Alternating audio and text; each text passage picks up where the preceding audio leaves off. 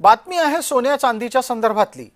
भारतीयांना सोन्या चांदी खरेदीचं एक वेड असतं आणि त्यामुळे आपला डॉलर प्रचंड प्रमाणात खर्च होतो। हे टाळण्यासाठी सोन्या चांदीची आयात कमी व्हावी यासाठी नवा निर्णय घेण्यात आलेला आहे। सोन्या चांदीवरील आयात शुल्क वाढवण्यात आलंय। सोन्याच्या दरात त्यामुळे प्रति तोळा 12,000 रुपयांची वाढ अनुभवता येते।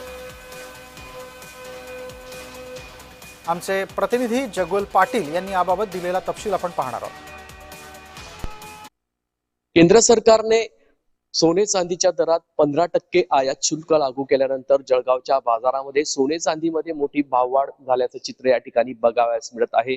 जळगावच्या बाजारात एकाच दिवसात सोन्याचे दर हे 12,000 रुपयांनी वाढले असून चांदीचे दर हे 30,000 रुपयाने वाढलेले आहे। आपण जळगावच्या सुवर्णनगरीत या ठिकाणी आहोत। आपण बघू शकतात की जळगावच्या सुवर्णनगरीमध्ये या ठिकाणी आयात शुल्क वाढल्यानंतर कुठेतरी ग्राहक देखील संभ्रम अवस्थेत असून शुकशुकाट बघावयास मिळत आहे। एकाच दिवसात सोन्यात 12,000 रुपयाची वाढ तर चांदीमध्ये जवळपास 30,000 रुपयाची विक्रमी भाववाढ या ठिकाणी झाली असून आगामी काळात देखील सोने चांदीच्या दरात मोठी भाववाढ होऊ शकते असा अंदाज हा सोने तज्ञांनी वर्तविला आहे।